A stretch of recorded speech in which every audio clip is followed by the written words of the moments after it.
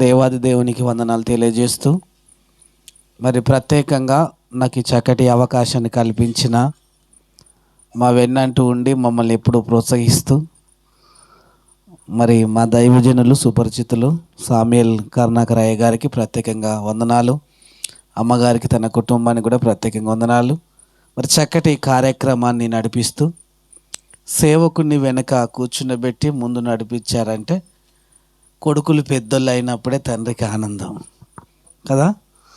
మంచి సంఘ పెద్దలను దేవుడు వారికి ఇచ్చినందుకు ప్రత్యేకంగా వందనాలు తెలియజేస్తున్నాం. ఈ 40 రోజులు స్వపరిపాలన దినోత్సవం అనుకుంటా కదా. స్వపరిపాలన అంటే నాకు తెలుగే వచ్చు, ఇంగ్లీష్ రాదు. స్వపరిపాలన దినోత్సవం అంటే ఏమంటారు తమ్ముడు? ఇండిపెండెంట్ అంటే మామూలుగా విద్యార్థులే ఉపాధ్యాయుల వేళ కాబట్టి చక్కగా వారిని కూడా నడిపిస్తుంది వందనాలు.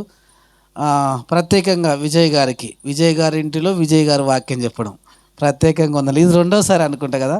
నీ గల్లీ మార్గంగానే నేను ఫస్ట్ సారి ఇక్కడనే చెప్పాను, స్టార్టింగ్ ఇక్కడనే అవుతున్నాను. నేను ఫస్ట్ రోజు సేవకుడు నన్ను పిలిచారు. మా ప్రెసిడెంట్ గారు నాతో పాటు వచ్చిన మరి మా సంఘ ప్రెసిడెంట్ గారికి కూడా ప్రత్యేకంగా వందనాలు తెలియజేస్తూ 5వ రోజు అయ్యా, 5వ రోజు 5 విషయాలు చెప్పి నేను ముగిస్తా. 5వ రోజు అని అడగా. మీ అయ్యగారి నుంచి నాకు ఎప్పుడు ఫోన్ వచ్చినా భయం అవుతుంది. నేను నిన్న లేను, ఈరోజే వచ్చాను. వచ్చి మా గ్రూప్లో మెసేజ్ పెట్టబోతున్నా, ఈరోజు బైబిల్ స్టడీ ఉంది అని పెట్టబోతున్నా. ఫోన్ చేసిండు కాబట్టి ఎప్పుడు ఫోన్ చేస్తాడో తెలియదు. ఆయన ఎప్పుడో సామ్యుయల్ అయ్య గారి గురించి ఒక ఐరన్ బాక్స్ అంటే ఐరన్ చేసిన బట్టలు ఎప్పుడవుతుంది కాబట్టి సడన్గా ఫోన్ చేశారు. మరి అది ముందు వేసుకున్న నిర్ణయమా లేదా ఏ నిర్ణయం అయినా కానీ మరొక్కసారి ఇంటిలో నేను వాక్యం చెప్పడం అనేది దేవుని మహాకృపను బట్టి దేవునికి వందనాలు తెలియజేస్తూ త్వరగా మరి కొన్ని మాటల్లోకి మనం వెళ్దాం. కొరింథీయులకు రాసిన మొదటి పత్రిక 10వ అధ్యాయము 1 నుంచి 6 వచనాలు ఎవరైనా ఆగకుండా స్పష్టంగా చదవండి. 1 కొరింథీయులకు రాసిన పత్రిక 10వ అధ్యాయము 1 నుంచి 6 వచనాలు. 1 నుంచి 6 వచనాలు చదవమ్మా, ఆగకుండా చదవండి. ఇక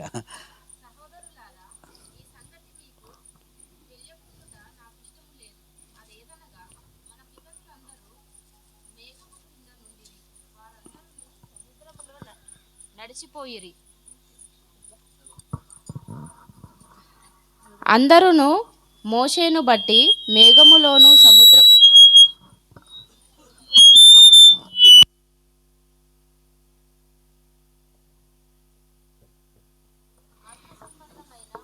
రైట్.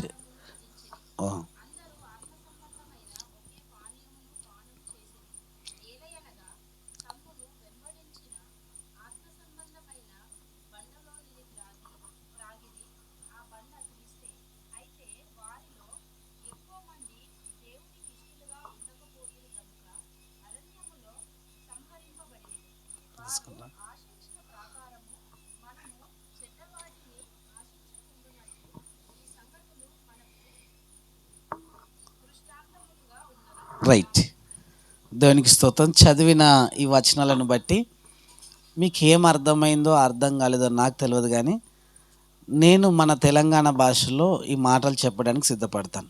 ఏంటి అక్కడ రాయబడిందంటే, ఒక మాటలో చెప్పాలంటే వారు బాప్తిస్మం పొందారు వివిధ రకాలుగా, ఒకే బల్లలోని మరి బండలోనిది నీరు తాగారు, ఒకే ఆహారము తిన్నట్టుగా కనబడుతుంది.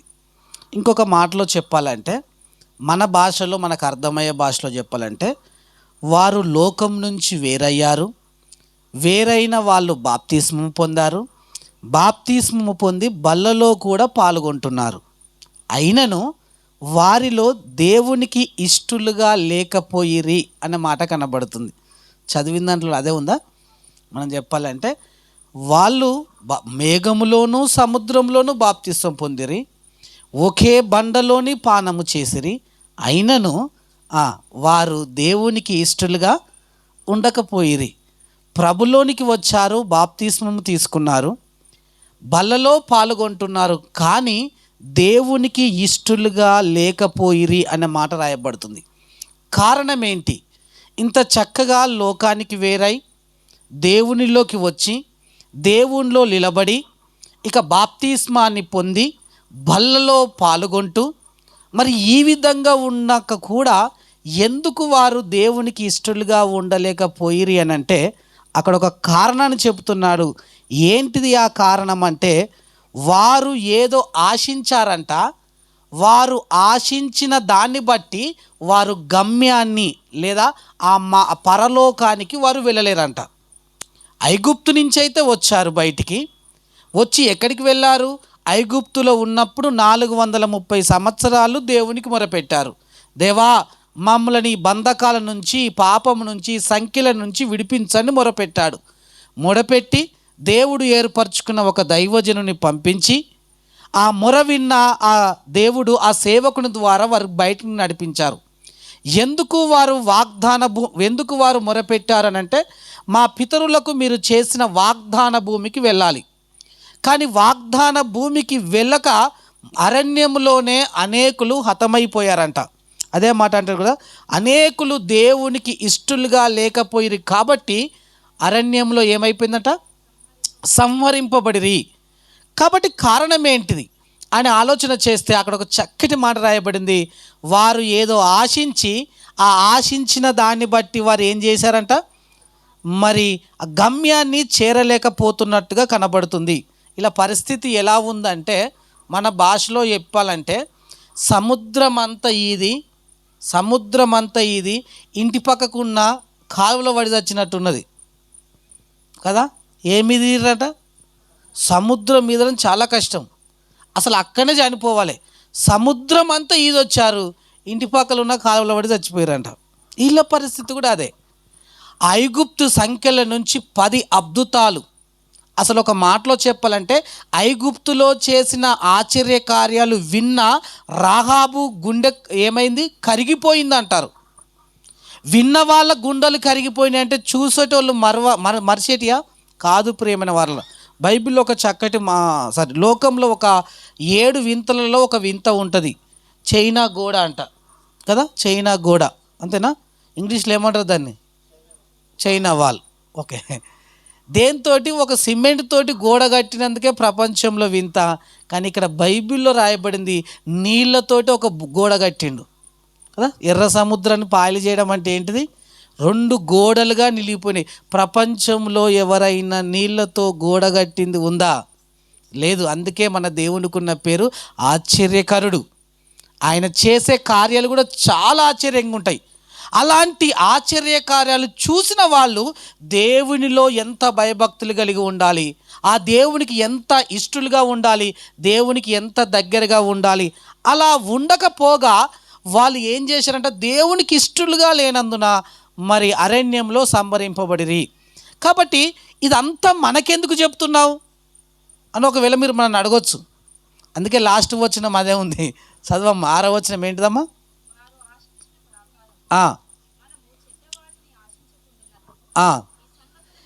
ఈ సంగతులు మనకు దృష్టాంతములుగా ఉన్నవి. ఎందుకంటే వాళ్ళకి ఇట్లా చేసిర్రు, అట్లా అయ్యిర్రు. దీన్ని బట్టి మాకెందుకు చెప్తున్నావంటే, అయ్యో మీరున్నారా జరా అప్పుడప్పుడు మాట్లాడండి. ఎట్లా మీరు సప్పుడేక ఉంటే యేసుప్రభు వచ్చినట్టు, మీరు అందరూ పరలోకానికి ఎత్తబడినట్టు, నేను ఒక్కనే ఇడవబడినట్టు అనిపిస్తుంది. జర మాట్లాడండి. నేను ఒక మాటలో చెప్తుందంటే, ఈ గల్లీకి వచ్చిన విజయ్ గల్లీకి వస్తే నా కుక్క కరిచింది. ఆ అక్క కూడా అట్లా నిజంగా కాదు ఉట్టిటిగానే అయ్యో అంటుంది. తల్లి నా మీద చాలా ప్రేమ, నిన్న వందనాలు. ఈ గల్లీకి వస్తే నాకు కుక్క కరిచింది. ఆగం ఈ అక్క కూడా పోతుంటే చెప్పాను, అక్క అక్కడ కుక్క ఉంది, నువ్వు పోతే గరుస్తుంది అంటే, నీకు గరిచింది నాకు గరుస్తుంది అంటే ఊకుంటుందా? నాకు గరిచింది కాబట్టి నీకు చెప్పిన, నువ్వు ఏం చేయాలి, ఇంకొక గల్లీ మారిస్తే నీకు మేలు. నిన్ను గరిచింది, నన్ను గరుస్తుంది, నిన్ను కూడా గరుస్తుంది. అది గరిచే కుక్క కాబట్టి ఎవరైనా గరుస్తుంది. కాబట్టి నీకు ఎందుకంటే నేను ఆల్రెడీ అనుభవించాను నా బాధ, మీరు అనుభవించకూడదని దృష్టాంతములుగా మనకి ఏం చేశాడంట దేవుడు? రాసి పెట్టాడు. కాబట్టి వారికి జరిగిన దాన్ని బట్టి మనము జ్ఞానం తెచ్చుకొని, బుద్ధి తెచ్చుకొని అలా ఉండడానికి వీలు లేదు అన్నారు. అసలు వారు చేసిన తప్పేంటి? వారు ఎందుకు దేవునికి ఇష్టలుగా లేకపోయారంటే ఈరోజు మనకు కీలక వచనం 6వ వచనం, వారు ఆశించినట్టు, చదవమ్మ, వారు ఆశించిన ప్రకారము మనము ఆశింపకూడదు. ఒకవేళ మీకు రాసుకునే మంచి అలవాటు ఉంటే, వారు ఆశించినట్టు మనము ఆశించకూడదు. అదే చెప్తున్నాడు ఇక్కడ, వారు ఆశించినట్టు మనము ఆశించకూడదు అంటున్నారు. ఇప్పుడు మనకి ఏం అర్థం కావాలంటే అసలు ఇంతకు వారు ఏం ఆశించారు, ఏం ఆశించారో తెలిస్తే మనం ఏం చేస్తాము, ఏం ఆశించకూడదో చెప్తాం. త్వరగా చెప్తాను, ఎందుకంటే మీరు కాలాన్ని బట్టి మీరు మనుషులు కాదు, బిషప్పులు మీరు. నేను ఎందుకు చెప్తానంటే మేము చెప్పిన ప్రసంగాల కంటే మీరు విన్న ప్రసంగాలు ఎక్కువ, అవునా కాదా? చాలా బిషప్పులు మీరు. బిషప్పులు అంటే పాస్టర్ కంటే పెద్దలు అన్నమాట. మేము చెప్పేదానికంటే మీరు విన్నారు కాబట్టి మీకు పూసగుచ్చినట్టు చెప్పవలసిన అవసరం లేదు. చాలా త్వరగా చెప్తాను, చాలా జాగ్రత్తగా వినడానికి ప్రయత్నించండి. వారు ఆశించినట్టు మనము ఆశించకూడదు, చాలా ప్రాముఖ్యం. వారు ఏదో ఆశించారు, ఆశించిన దాన్ని బట్టి దేవునికి ఇష్టలుగా లేకపోయారు. దేవునికి ఇష్టలుగా లేకపోయేసరికి చేరవలసిన గమ్యం వారు ఏం చేయలేదు, వాగ్దాన భూమికి చేరలేకపోయారు. కాబట్టి చాలా ప్రాముఖ్యం. మనం కూడా ఆ పాపం అనే లోకంలో నుంచి మనం వచ్చిన మనం పరలోకానికి మరి వెళ్ళాలి. పరలోకానికి వెళ్ళాలంటే కూడా ఈ 5వ రోజు 5 విషయాలను తప్పకుండా నీ మదిలో ఉంచుకోవాలి. అందులో మొదటిది ఏంటిది, వారు ఆశించినది ఏంటిదని ఒకవేళ ఆలోచన చేస్తే నిర్గమకాండము 32వ అధ్యాయము, నిర్గమకాండము 32వ అధ్యాయము మొదటి నుంచి 5 వచనాలు చదువుదాం.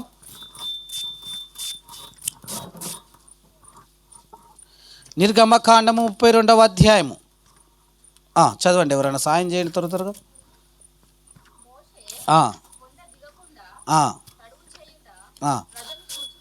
ఈ సందర్భం అంతగా మీకు తెలుసు కదా, నేను ఏం జరిగిందో చెప్తే ఇక మీరు చదువు, మళ్ళీ నేను అనుకోకుండా ఏం జరిగిందంటే, దేవుడు మరి 10 ఆజ్ఞలు ఇవ్వడానికి మోషేని ఎక్కడికి రమ్మన్నాడు, కొండ మీదకి వెళ్ళాడు. నాకు ప్రశ్న వేసిండు. ఏం ప్రశ్న అంటే, అన్న 40 రోజులు మోషేకి ఆకలి కాకపోవచ్చునా అన్నాడు. నిజమే కదా 40 రోజులు అన్నపానములు బంద్ చేయడం అనేది చాలా, ఇప్పుడు 40 రోజులు ఉపవాస ప్రార్థన కదా, కష్టం. మోషే లెక్కుంటామా, అంత చేసింది. ఓకే, ఎందుకు అంటే అప్పుడు నాకు నిజంగా ఆ ప్రశ్న అడిగినప్పుడు జవాబు సడన్గా వచ్చింది.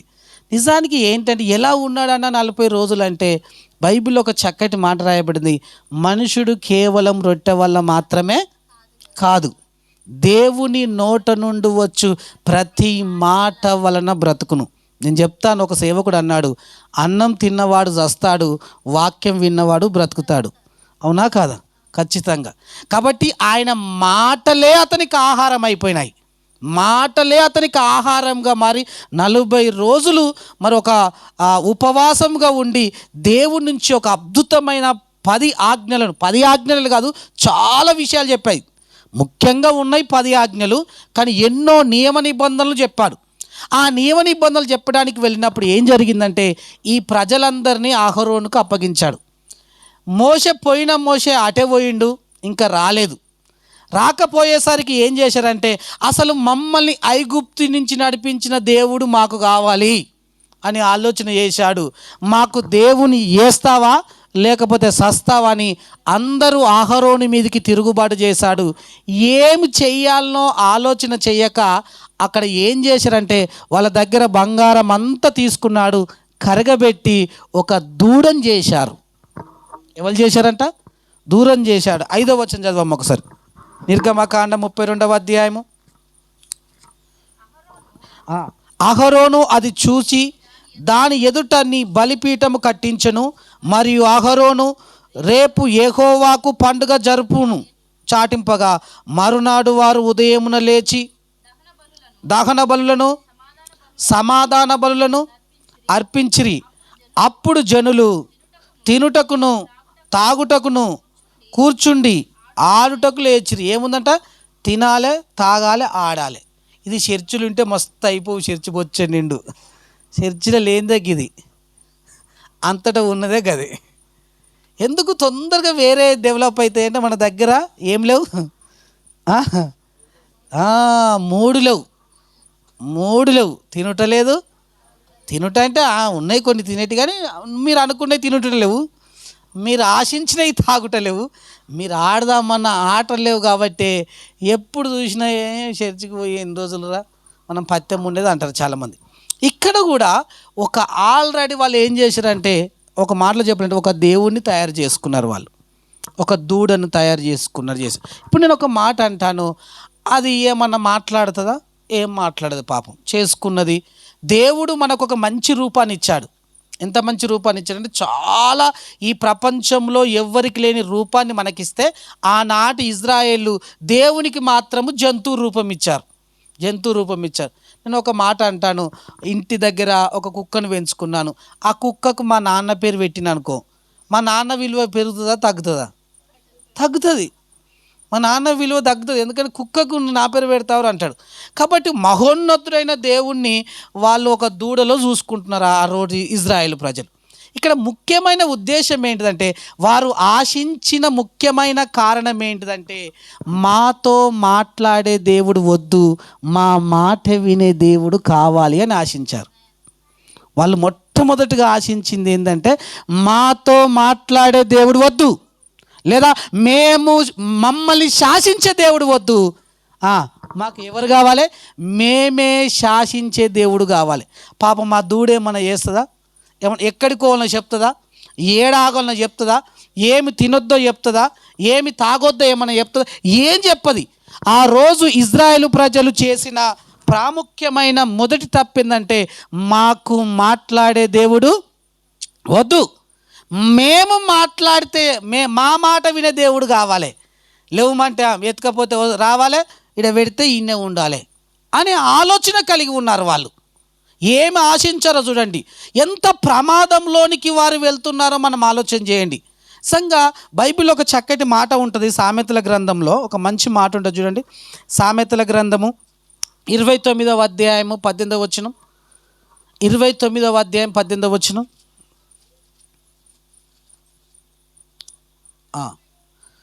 దేవోక్తి లేని ఎడలంటే, దేవుడు మాట్లాడని ఎడల జనులు కట్టులేక తిరుగుదురు. చూడండి, దేవుడు మాట్లాడాలి.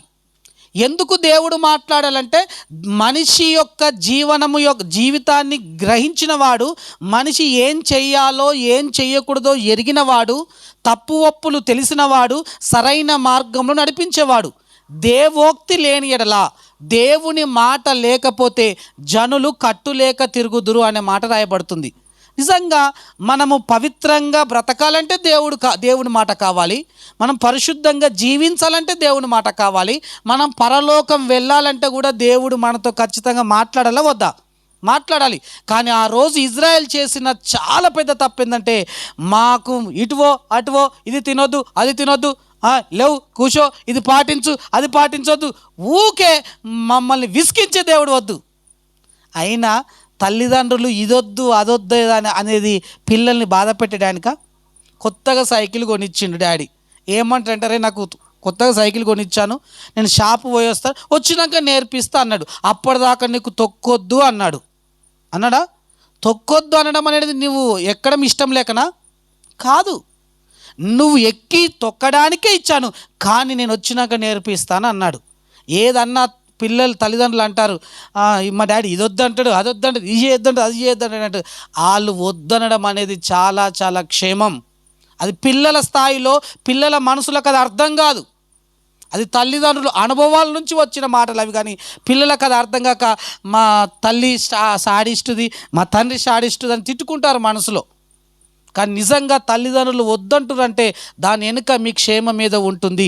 దేవుడు కూడా ఇక్కడికి వెళ్ళండి అక్కడికి వెళ్ళండి అంటే, వారు నడవవలసిన మార్గం ఏంటో వాళ్ళకి తెలియనప్పుడు మాట్లాడితేనే సరిపోవు. కానీ ఆ రోజు ఇజ్రాయేలు, మాకు ఏ దేవుడు వద్దు, మాట్లాడే దేవుడు వద్దు. ఏ దేవుడు కావాలి? మా మాట వినే దేవుడు కావాలి. వాళ్ళ సంగతి పక్కన పెట్టండి. ఇప్పుడు ఏమంటారంటే, వారు ఆశించినట్టు మీరు ఆశించకూడదు అన్నాడు. ఇది గమనించి వాళ్ళ సంగతి వాళ్ళ పని అయిపోయింది. వారు ఆశించినట్టు వీరు ఆశించకూడదంటే ఈరోజు క్రైస్తవ సంఘాలలో కూడా ఏమైపోయిందంటే దేవుడు నాతో మాట్లాడొద్దు, నేను చేసిన పనులు చెప్పొద్దు, నేను ఎటైనా పోయింది దైవ సేవకులు నాతో మాట్లాడొద్దు. చాలామంది కోరుకుంటారు ఈరోజు నా గురించి చెప్పకపోతే బాగుండు, నా గురించి వాక్యంలో రాకపోతే బాగుండు, ఎందుకంటే దేవుడు నాతో మాట్లాడదు. కానీ ఆరాధనకు లేచినప్పుడు ఏమని పాట పాడతారంటే నాతో మాట్లాడు ప్రభువా అంటారు. ఆరాధనలా కూర్చున్నాక మాట్లాడితే ఏంటి ప్రభువా, నువ్వు మాట్లాడమంటే మాట్లాడతావు ప్రభువా, నాతో మాట్లాడద్దు. ఉన్నది ఉన్నట్టు చెప్తే మనుషులో నొచ్చుకున్న వాళ్ళు ఎంతమంది ప్రియమైన వాళ్ళారా. నా గురించి చెప్తాడా, నాతో చెప్తాడా. అసలు నీకు దేవుని స్వరం వినబడిందంటే నువ్వు ఎంత ధన్యునివి. ఒకరోజు సమరయ స్త్రీ తాను ఇష్టం వచ్చినట్టుగా విచ్చలవిడిగా జీవితం జీవిస్తుంది. ఒకరోజు రక్షకుని కలిసిన తర్వాత అమ్మా నా దగ్గర జీవజలాలు ఉన్నాయి, అవి నీకు కావాలంటే నీ పెనిమిటిని తీసుకొని రా అమ్మా అని అంటే, అయ్యా నాకు పెనిమిటి లేరు, 7 మంది అయితే ఉన్నారు లిస్టులో, కానీ అందులో ఒక్కడు నాకు అధికారంగా భర్త కాదు అన్నప్పుడు సరైన చెప్పినవని చెప్పాడు. ఆ రోజు సమరయ స్త్రీ యోహాను సువార్త 4వ అధ్యాయం 29వ వచనంలో రాసుకోండి, కొన్ని చదువుదాం. యోహాను సువార్త 4వ అధ్యాయం 29లో అంటది, అక్కడికి సమరయ పట్టణానికి వెళ్ళి నేను చేసినవన్నీ నాతో చెప్పినవాడు ఈయన క్రీస్తు కాదా అన్నాడు. నేను చేసినవన్నీ నాతో చెప్పినవాడు ఈయన దేవుడయ్యా, ఇది దేవుని స్వరం అని ఆ రోజు తన బ్రతుకు మార్చుకుంది ప్రియమైన వారలారా. కానీ ఆ రోజు గమనించండి, ఇజ్రాయేలు ప్రజలంటే మాకు మాట్లాడే దేవుడు వద్దు, మమ్మల్ని సరిచేసే దేవుడు వద్దు, మమ్మల్ని పవిత్రపరిచే దేవుడు వద్దు, మేము నడవవలసిన మార్గం బోధించు, మేము ఎట్లన్నావో ఏనుగుల పడ్డా సరే ఎందుకు అట్లా పోతాం అననే అనొద్దు. నన్ను ఆ తొవ్వలంటే పోతే కుక్క కరుస్తుందని చెప్పొద్దు, కరిచినా సరే అనుకుంటే అది తల్లిదండ్రుల ప్రేమైన వారల తల్లిదండ్రుల ప్రేమను ఏదో పెద్ద దేన్ని మా స్వేచ్ఛను హరిస్తురు అనుకోవద్దు. అది నీ క్షేమం కోసమే దేవుడు మాట్లాడాలి. దావీదు గారు మాట్లాడుతున్న ఒక అద్భుతమైన మాట చూడండి, ఇది చదవండి ఒకసారి. కీర్తనల గ్రంథం 141వ కీర్తన 141వ కీర్తన 5వ వచనం దావీదు గారు మాట్లాడతాడు. నీతిమంతులు నన్ను కొట్టుట నాకు ఉపకారం, వారు నన్ను గద్దించుట. అబ్బబ్బబ్బ ఇసొంటి వాళ్ళు ఉంటే ఎంత మంచిడు, నీతిమంతులు నన్ను కొట్టుట అంటే కొట్టుడు కాదు, ఇలా హెచ్చరించడం. నన్ను ఇంకేమలంటారు, ఎవరు నన్ను గద్దించుట, వారు నన్ను గద్దించుట ఏంటి, నాకు తైలాభిషేకం అంటాడు. ఎంత చక్కటి మాట. నీతి మంత్రులు నన్ను హెచ్చరించాలి, వారు నన్ను గద్దించడం నాకు మేలు. అది తన జీవితంలో జరిగింది. ఏదో తెలుసో ఒక తప్పు చేసినప్పుడు నాతాను ప్రవక్త గద్దించినప్పుడు సరిచేసుకోలేదా, ఇది దేవుడు నాతో మాట్లాడాడు.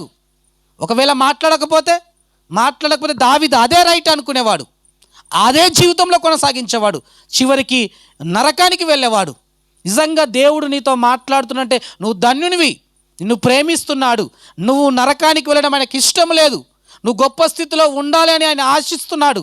నువ్వు ఆ చిన్న దాన్ని బట్టి, ఆ చిన్న మైనస్ను బట్టి నువ్వు నీ సంపాదన, నీ కష్టార్జితం ఆశీర్వాదకరంగా లేదు, నీ కుటుంబం దీవెనకరంగా లేదు, నువ్వు అన్ని రకాల వర్ధిల్లాలంటే ఇదిగో నీలో ఉన్నది సరిచేసుకో అని ఒక్కొక్కసారి దేవుని సేవకుల ద్వారా లేదా నువ్వు బైబిల్ చదివేయడం ద్వారా నీకు వినిపిస్తున్నప్పుడు వినాలి ప్రియమైన వారలారా.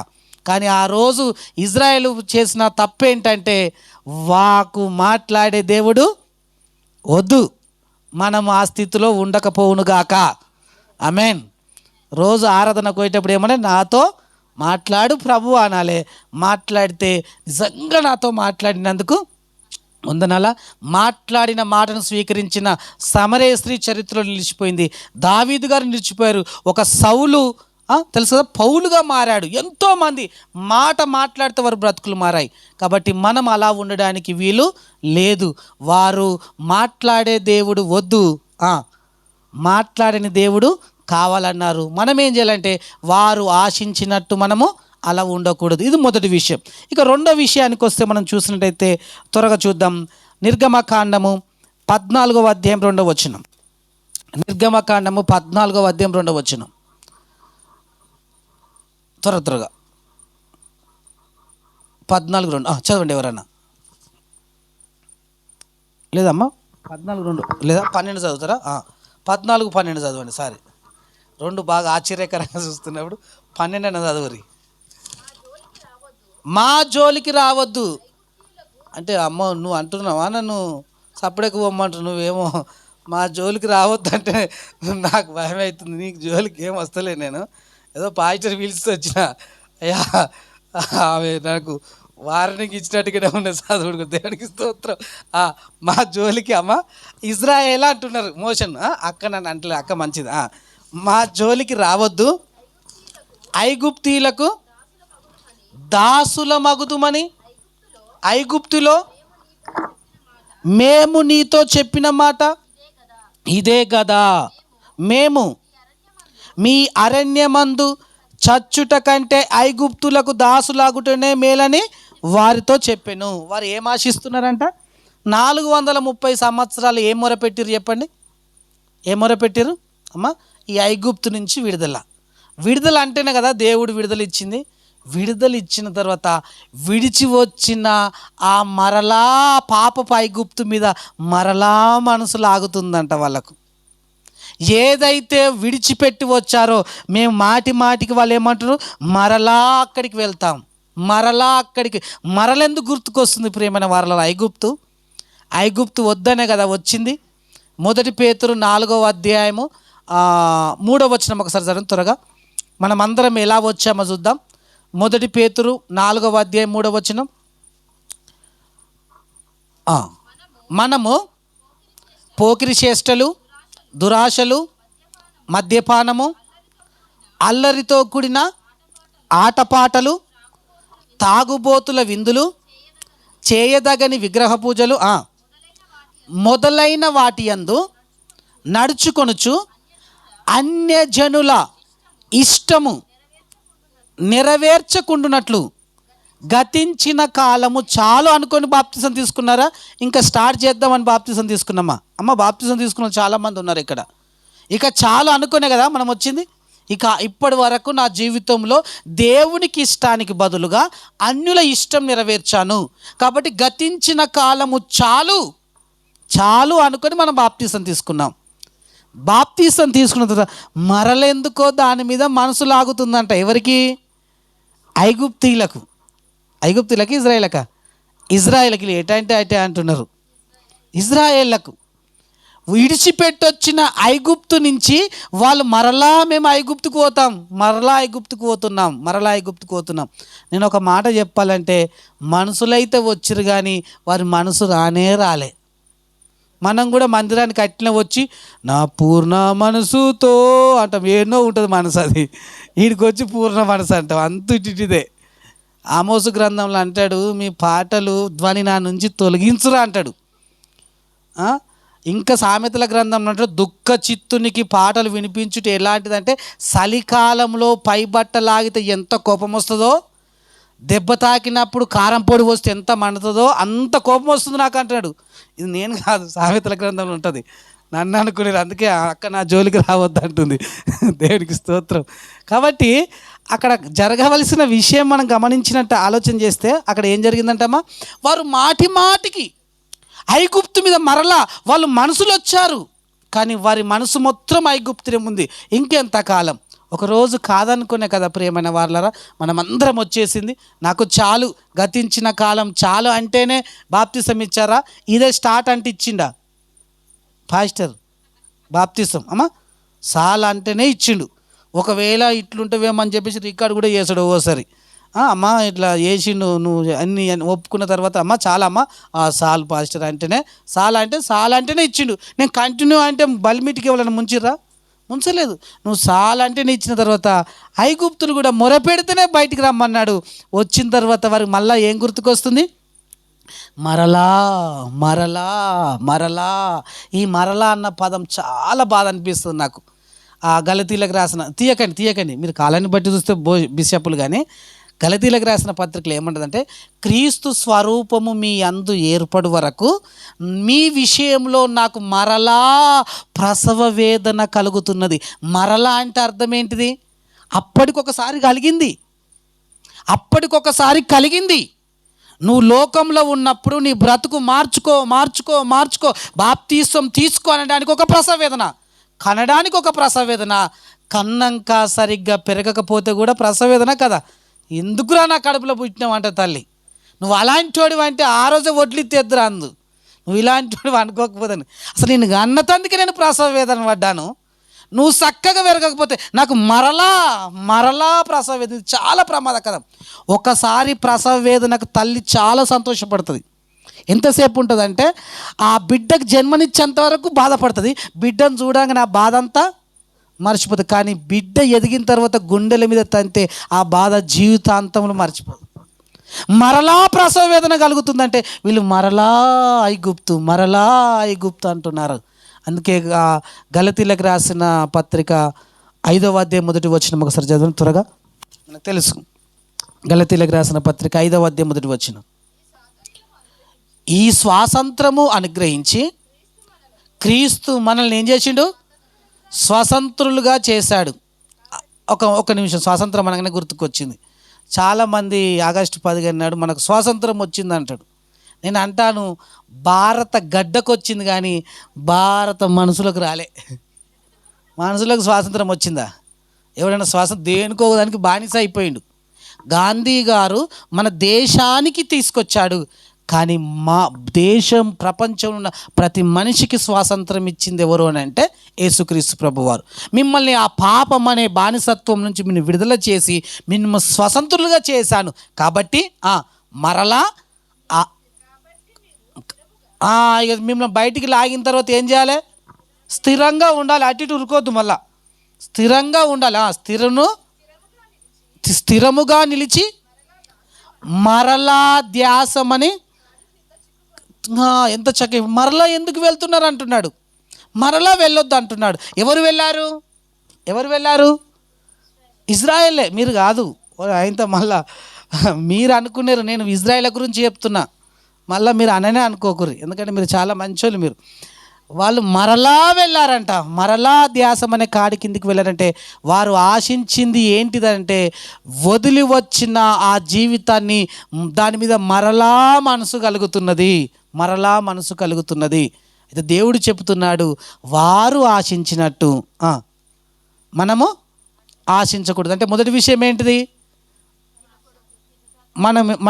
మొదటి విషయం ఏంటిది? మనకు ఏ దేవుడు కావాలి? మాట్లాడే దేవుడు కావాలి. వెరీ గుడ్, ఈ పాయింట్లో ఉండి. రెండోది ఏముండకూడదు?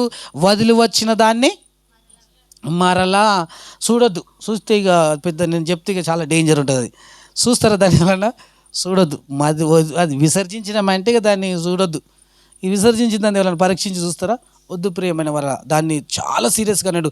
కుక్క తన వాంతికి తిరిగినట్టు అని అంటాడు. ఆ మాట వింటేనే మనకు తిన్నదంతా వాంతికి వస్తుంది.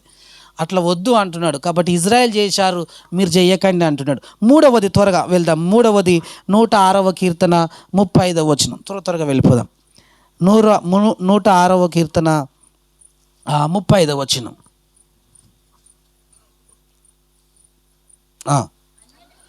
అన్యజనులతో, అదంతా ఇజ్రాయెల్ అన్యజనులతో సహవాసం చేస్తుడు తప్ప ఒప్ప? చెప్పురు, తప్ప ఒప్ప? తప్ప అంటే మీరు ఈ ఊళ్ళో ఉండొద్దు. మరి తప్ప అంటే పింఛన్ తీసుకోవద్దు, రేషన్ తీసుకోవద్దు, ఫిల్టర్ వాటర్కి పోవద్దు. మీ చుట్టూ ఉన్న లెవెల్ ఏడిపోద్దు. ఉద్యోగాలు కూడా ఎన్నో అడవిలో కట్టుకోవాలి. అన్యుల జనులతో సహవాసం చేయడం తప్పు కాదు, ఎందుకంటే మన చుట్టూ వాళ్ళే ఉన్నారు. మన బంధువులలో అన్యులు ఉన్నారా? లేరా? ఉన్నారు. సహవాసం చేయడం తప్పు కాదు. వాళ్ళు సహవాసం చేసి ఏం చేసినట్టమ్మా? అబ్బో, ఇది తప్పు. అన్యులతో సహవాసము చేసి వాళ్ళు ఏం చేశారంట? వారి క్రియలు నేర్చుకున్నారు. మనం కూడా నేర్చుకుంటాం కదా. నేను ఒక విషయం చెప్తా, చాలా జరుగుతుందండి. సోరకాయ అంటే ఎంతమందికి ఇష్టం? సోరకాయని చూసి వాళ్ళని భయపడతారు. అమ్మ మీరు ఒకసారి మాట్లాడండి, నేను అయిపోతా. ఆమె మా జోలికి రావద్దు అన్నప్పుడే నేను సగం చచ్చిపోయినా, సగం ఎగిరిపోయినాయి పాయింట్లు. కాబట్టి సోరకాయ అంటే వాళ్ళని భయపడతారా? భయపడరు. దానికి మనం మంచిగా కూర వండుకుంటాం. చీపురు గట్ట ఎవరికన్నా చూస్తే భయపడతారా? భయపడరు. బూడిది ఇప్పుడు అంటే బూడిది లేదు, అప్పుడు బూడిది ఉండే, బూడిది ఎవరైనా భయపడతారా? మంచిగా బాసలు తోముతారు. ఈ మూడింటికి ఎవ్వరు భయపడరు. కానీ ఈ మూడు ఒక దగ్గర కనబడితే మాత్రం భయపడతాం. సోరకాయకు 4 చీపురు ఊళ్ళలు గుచ్చి ఎవడైనా గిట్ల బూడిది పోసిండు అనుకో, అమ్మో చస్తేనే అంటారు. కథ ఈ మూడు మీకు సుపరిచితమే. సొరకాయ కూర వండుతారు, రోజు పొద్దున్న లేచి చీపు గట్ట ఊరుతారు, బూరితోటి బాసలు తోముతారు. మూడు ఒక్క దగ్గర అంటే నాకు ఎవడో చేసిండు అన్నాడు. ఏం కాదు ప్రియమైన వాళ్ళారా. ఎంత ఎసంటిది. అమ్మ ఇవాళ ఎందుకమ్మా సానిపిస్తున్నావు అంటే, మంగళవారం కదా పాస్టర్ అంటది. మంగళవారం అంటే మంగళవారం సాయం పేయాలండి, బుధవారం వేద్దాం, మరి గురువారం వేద్దాం. ఆల్రెడీ వర్షం పడ్డది, జారుతుంది కదంటే ఖచ్చితంగా మంగళవారం నాడు వేయాలి పాస్టర్. అది జారుతుందమ్మా వర్షం, అయినా జారినా సరే నాటి ఇరిగినా సరే నేను మంగళవారం నాడు వేయాలి పాస్టరు, అది ఏమన్నా కానీ పాస్టరు అని అంటాడు. పాపం పాస్టర్కు మీకు కొడుకో బిడ్డనో పుడతారు. పుట్టంగానే పాస్టర్ లెక్క పెట్టుకుంటారు, 1 2 3 21 నన్ను పేరు పెట్టమంటారని. దేవా వీళ్ళకి ఏం పేరు పెట్టాలి అనగానే ఎంతో ప్రిపేర్ అయ్యి వస్తే పెడితే సూ కలవాలి, లేకపోతే వి కలవాలి, లేకపోతే నా కలవాలి. ఇది కలిసేటట్టు పెట్టంటే ఇక పాస్టర్ ఏమంటాడు, అదే నువ్వేదో చెప్పమ్మా అంటాడు. ఒకవేళ సూ మీద పెట్టినామనుకో, ఇది కాదు, ఇది మంచిగా లేదు పాస్టర్ అంటాడు. సా మీద ఇది మంచిగా లేదు, మరి ఏదో చెప్పండి, ఇది చెప్పు పాస్టర్. గాయంత దానికి పాస్టర్ ఎందుకు పేరు పెట్టమనాలి కదా. కాబట్టి ఎంత చేస్తున్నామంటే మనం చాలా అన్యుల ఆచారాలను నిమినమని లేచి బట్టలు పట్టుకొని పోని అక్షం తుమ్మిండానికి ఎవడన్నా ఇదే. మా ఇంట్లో కూర్చున్న గేటు తీయగానే పిల్ల అడ్డం వచ్చింది పాపం ఒక ఆమెకు. పిల్ల అడ్డం వచ్చింది అన్నది. మరి పులి అడ్డం వస్తే మంచిదా? పిల్ల అడ్డం వచ్చింది అన్నావు, పులి అడ్డం వస్తే ఏమన్నా మంచిదా? పులాటం వస్తే నువ్వు ఉండవు, పిల్లాటం వచ్చింది కాబట్టి సపరేట్గా మా ఇంట్లోకి వచ్చి పాస్టర్ ప్రైజ్లు ఆడని చెప్పినావు. అదే పులాటం వస్తే నేను నీ దగ్గర రావాలి, ప్రేమదాస్ గారు, అయ్యా ప్రేమ్ కుమార్ గారు ఒక పెట్టె రెడీ అయ్యాను. కాబట్టి పిల్లాటం వస్తేనే ప్రాబ్లం లేదు, పులాటం వస్తేనే ప్రాబ్లమా కాదా? అవునా కాదా? కానీ మనం అట్లా ఉండం ప్రియమైన వాళ్ళ. ఎందుకో బాగా నీలమైపోయినాం. ఎంత చెప్పినా కానీ పాస్టర్ ఇలా మంచి రోజు లేదు, పాస్టరు మంచి రోజు లేదంటే దేవుడు చాలా సీరియస్ అవుతాడు. యోబు గ్రంథం చదివితే యోబు వాళ్ళు అట్లనే అన్నారు, చాలా సీరియస్ అయిపోయారు. ఈ దేవుడు చేసిన సృష్టి మంచిగా లేదు అన్నప్పుడు చాలా సీరియస్ అయిపోయాడు. ఆయన చేసినది ప్రతిదీ ఏంటి చెప్పండి, మంచిది అని రాయాడు. కానీ మనం ఎందుకో బాగా క్రైస్తవులు కూడా సేవకుడు చెప్పిన మాట అసలే నచ్చదు. ఖచ్చితంగా చెప్తే, నేను మా తమ్మినికి ఏం చేసిన అంటే పెళ్లి రోజు చాలా చక్కువ దొరకలేని, అష్టమి నయము అమావాస్య రోజు కనుక మీరు పెళ్లి చేసుకుంటే ఫంక్షన్ హాల్ 10,000కే దొరుకుతాయి ప్రియమైన వారలారా. 10,000కే దొరుకుతాయి. నా మాట మీరు అమావాస్య నాడు పెళ్లి చేసుకుని నేనే ఇప్పిస్తా 10,000కే. మాకు 50,000 ఖర్చు అయినా కానీ మంచి రోజు కావాలి. ఆ రోజు ఉన్నోళ్ళందరూ పెళ్ళి. నీకెందుకు తండ్రి అమావాస్య నాడు పెళ్లి చేసుకుంటే ఏమైనా అవుతుందా చెప్పు? కానీ మనం చేసుకోం. ఎందుకనంటే అన్యులతో సహవాసం చేసి ఏం చేసినాం? వాళ్ళు, మీరు కాదు, ఎవరు? ఇజ్రాయేళ్ళు వాళ్ళు అన్యులతో సహవాసం చేసి ఇంతకుముందు చదివిన పోకిరి చేష్టలు. హోలీ పండుగ వస్తుంది. హోలీ పండుగ వచ్చినప్పుడు ఏడుండాలి? ఇంట్లో ఉండాలి. ఈమె బిందె పట్టుకుని, వాళ్ళు ఓలాడే టైంకి బిందె పట్టుకుని బయటికి వెళ్తుంది. పాపం ఈమె క్రైస్తవురాలని ఆయనకి పోయడం ఇష్టం ఉండదు. నా మీద ఓసేవరు అంటది ఈమెనే. అప్పటిదాకా ఆయనకి పోయాలనే ఆలోచన ఉండదు ప్రేమైన వారు. నా మీద ఓసేవరు అంటే భయపడ్డోని లోకం ఏం చేస్తుంది? ఆడు బుడుగ్గున పోస్తుంది. ఇక ఎట్లాగో కొద్దిగంత పడ్డదని ఊకుంటుందా? ఇక పడ్డదైతే పడ్డదని చెప్పేసి ఈమెనే ఇంత శుద్ధనో ఏదో వేసుకొని ఈమె పోతుంది. ఎంత స్థితిలో ఉన్నామో మనం ఆలోచన చేసుకోండి ప్రియమైనది. చాలా సీరియస్గా ఆలోచించాలి దీని విషయం. ఎందుకంటే ఆ రోజు అన్యులతో సహవాసం చేసి ఏమనాలంటాడు? అన్యులు సహవాసం చేస్తే దేవుడు అంటాడు, మీరు మూర్ఖమైన వక్రజనముల మధ్య దేవుని దివ్యవాక్యాన్ని చేతబట్టుకొని జ్యోతుల వలె ఉండాలి. మీరు ఏడున్నా కనబడాలి. 7 నక్షత్రాలు దగ్గరున్నాయి అనుకుంటారా మీరు? చాలా దూరం ఉన్నాయి, అయినా కనబడుతున్నాయి. ఎందుకంటే వెలుగుతున్నాయి, అది జ్యోతి. మనం 7 ఉంటామో మనం కనబడం. ఒక్కొక్కసారి 7 ఉంటామో ఏ గుంపులు ఉంటామో మనకే తెలియదు కదా. కాబట్టి దయచేసి ఇజ్రాయెల్ చేసిన 3వ తప్పు ఏంటిది? అన్యులతో సహవాసం చేయడం తప్పు కాదు, అన్యుల క్రియలు నేర్చుకున్నది. ఇప్పుడు దేవుడు మనకేం చెప్తుందంటే వారు ఆశించినట్టు మనం ఆశించకూడదు. మూడవది, త్వరగా నాలుగవది వెళ్దాం. నాలుగవది సంఖ్యాకాండము 14వ అధ్యాయము 4వ వచనం. త్వరగా వెళ్ళిపోదాం. సంఖ్యాకాండం 14వ అధ్యాయము 4వ వచనం. సారీ 11 అమ్మ, 11:4. సారీ 11:4.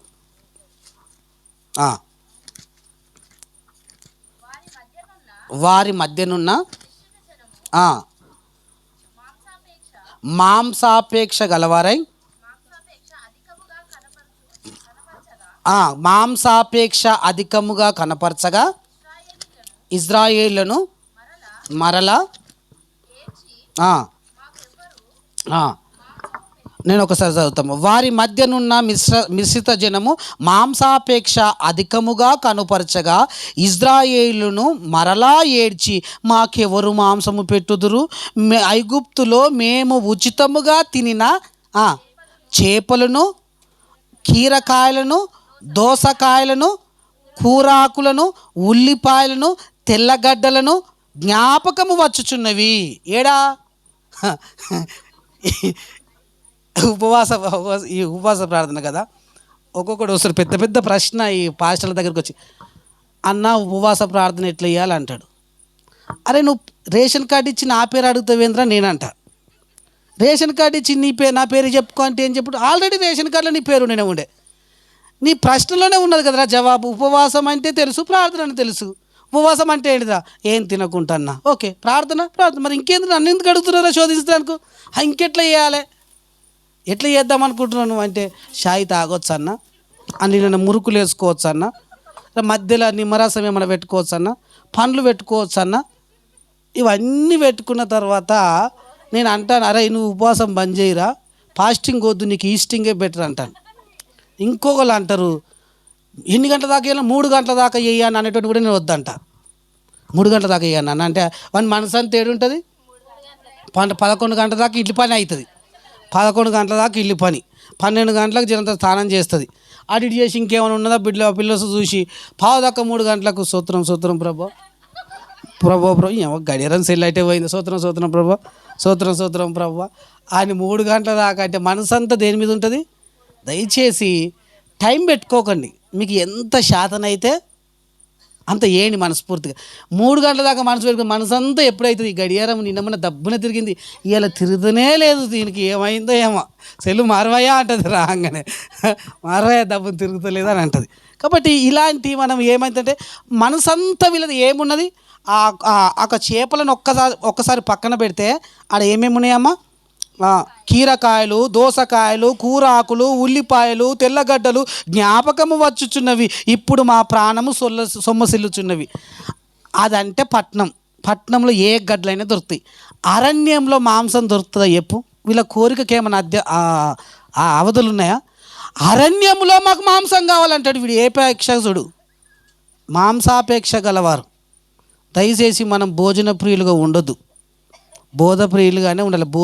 నిజంగా నేను చెప్తాను, క్రైస్తవులు మీరు వెనకసిరి ఉపవాసం వచ్చినా సరే కానీ ఈ తిండికాడ అస్సలే లేదు. మీరు దయచేసి చెప్తున్నాను, మీరు ఏంటంటే మీరు ప్రత్యేకించబడిన జనం.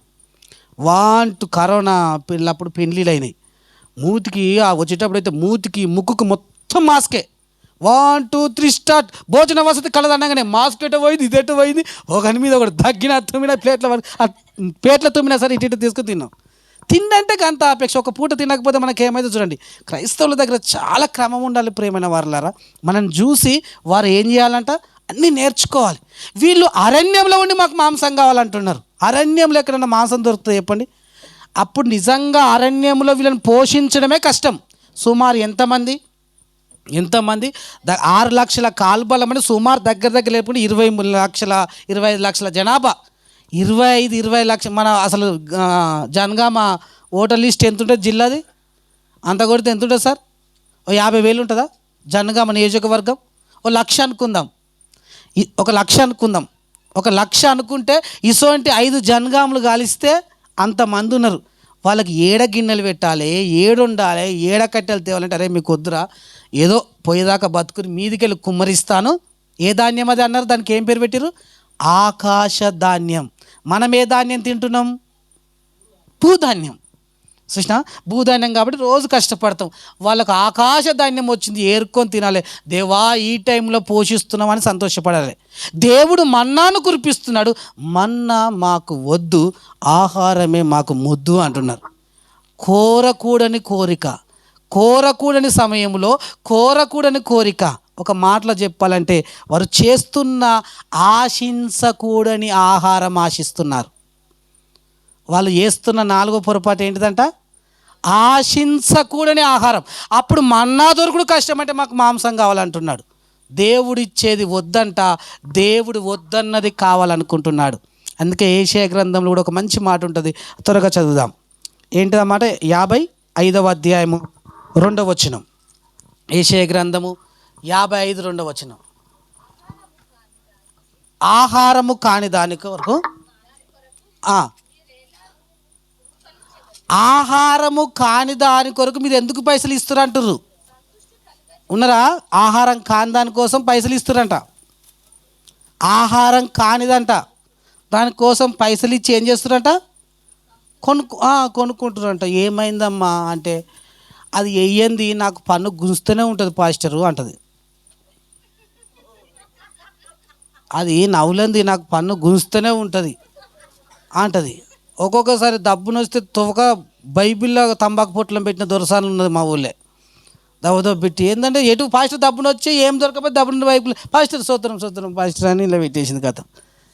తినకూడని ఆహారమేనా అది? మనం ఎన్నెన్నో తినకూడని దానికోసం నువ్వు ఏలా రూకలు ఇచ్చితివి అంటున్నాడు. ఏలా రూకలు ఇస్తు? తినకూడని ఆహారం కోసం ఈరోజు ఎంతోమంది రూకలు ఇస్తున్నారు ఆ ఇజ్రాయేలు ప్రజలు. దయచేసి ఇలాంటి వారు ఎవరన్నా నాకు ఇది గుంజుతున్నది, లేకపోతే ఇది వేసుకోకపోతే నడుస్తుంది, అది నడుస్తుంది, ఇది నడుస్తుంది అంటే అంత ఉట్టిదే ప్రేమ. నువ్వు అనుకుంటే దాన్ని ఎప్పుడో బంద్ చేయగలుగుతావు. నువ్వు అనుకుంటే ఖచ్చితంగా బంద్ చేయగలుగుతావు. కాబట్టి దయచేసి చెప్పండి, వాళ్ళు ఆహారము కాని దానికోసము. ఎప్పుడైనా డాక్టర్ మీకు రాసిండా, ఒక అమ్మ నీకు బాగా కాళ్ళు గుంజుతున్నాయి కదమ్మా, ఏదైనా ఒక పేరు చెప్పు, ఒక ఐబీ తాగమ్మా అని ఎప్పుడైనా రాసిండా మందుల చీటిలా బలానికి? రాలేదా? బీరు తాగమ్మ, బక్కకున్నావు కదమ్మా బీరు తాగమ్మ దొడ్డుకైతే అని ఎప్పుడైనా డాక్టర్ రాసిండా? రాయలే. చిట్టిలో ఏ చిట్టిలో ఉండదు అది. ఎందుకంటే ఆయనకు తెలుసు అది ఆహారం కానిదని. కాబట్టి దయచేసి ఆహారం కాని దానికోసం మనం ఏం చేయొద్దంట. ఇక మస్తున్నాయి వీటి చెప్పుకుంటూ పోతే నాకు సమయం లేదు కాబట్టి దాని గురించి వదిలేయండి. ఇజ్రాయెల్ ఏం చేశారు? ఆహారం కాని దాని గురించి ఆలోచి. ఎన్ని చెప్తాను? 4 చెప్పిన కదా, ఒకటే చెప్తా, ఒకటే నిమిషంలో. మొదటి సామ్యుయేలు గ్రంథము, త్వరగా చదవండి, 8వ అధ్యాయం 5వ వచనం. త్వరగా. మొదటి సామ్యుయేలు గ్రంథము 8వ అధ్యాయము 5వ వచనం. త్వరగా తెలుసు కదా. మొదటి సామ్యుయేలు 8వ అధ్యాయం 5వ వచనం.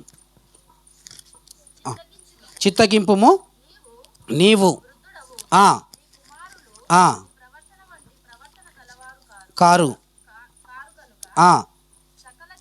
సకల జనుల మర్యాద చొప్పున మాకు ఒక రాజును నియమించు, అతడు మాకు న్యాయము తీర్చునని అతను చెప్పాను. మాకు ఒక రాజు కావాలి. అప్పటిదాకా ఇజ్రాయేల్కి ఎవరు రాజు ఉన్నారు? ఇజ్రాయేల్కి ఎవరు రాజు ఉన్నాడు? దేవుడే రాజు. దేవుడు రాజుకుంటే అందరికి సమానంగా ఉందా లేదా? మన్నా కుమ్మరించినప్పుడు మనిషికి పావు షేరే తీసుకుపోమన్నాడు. నాయసుండు జర కడుపు పెద్దగా ఉన్నాడు, అద్దకిలకు తీసుకుపోతే అది పురుగు పట్టిందట. ఆశక ఎంత తక్కువ కూర్చుకున్న వానికి ఎక్కువ కాలేదు, ఎక్కువ కూర్చుకున్న వానికి తక్కువ కాలేదు, సమానంగా ఉంచాడు. ఇప్పుడు పరిపాలన సమానంగా ఉందా? లేదు. వద్దు బిడ్డ, మనుషులు వస్తే ఆగమాగం అవుతుందిరా, మనుషుల పరిపాలనకి ఎందుకు వద్దంటే మాకు అదే కావాలి. సకల మర్యాదను చొప్పున మాకు ఒక కనబడే రాజు కావాలి. దేవుడే రాజుగా ఉంటే దేవుని వద్దంటున్నారు. అంటే ఇందులో నేర్చుకోవలసిన విషయం ఏంటంటే దేవుని అధికారం మాకొద్దు, దేవుని పరిపాలన కింద మేము ఉండం. మనుషులకే బానిసత్వం అవుతున్నట్టుగా వాళ్ళు బ్రతుకుతున్నారు. నీ ప్రవర్తన అంతటి మీద ఆయన అధికారమునకు ఒప్పుకో, దేవునికి అధికారం కిందికి ఒప్పుకో.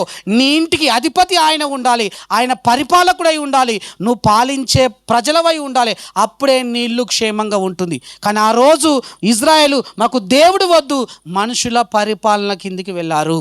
కాబట్టి వారు చేసిన 5 పొరపాట్లు ఏంటంటే, వారు మాకు మాట్లాడే దేవుడు వద్దు. రెండవది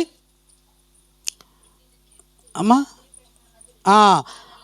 మా ఐగుప్తు వదిలిపెట్టిన ఐగుప్తు మాకు కావాలని కోరుకున్నారు. మనం నేర్చుకోవాల్సింది అంటే మనకు మాట్లాడే దేవుడు కావాలి, వదిలిపెట్టిన జీవితం మనకొద్దు.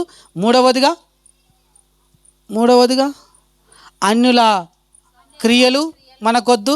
నాలుగవదిగా ఆహారం కానిది మనకొద్దు. ఐదవదిగా దేవుని పరిపాలన కింద ఉందాం. ఆ రోజు అనేకులు దేవునికి ఇష్టలుగా కాకపోవడానికి గల కారణం ఏంటంటే వారు ఒకటి ఆశించారు. దేవుడు మనకు చెప్తున్నారు, వారు ఆశించినట్టు మనము ఆశించకుండా ఉంటే దేవునికి ఇష్టలం అవుతాం, ఆ పరలోకానికి వారసులము అవుతాం. దేవుడు తన మాటలు దీవించి ఆశీర్వదించునుగాక.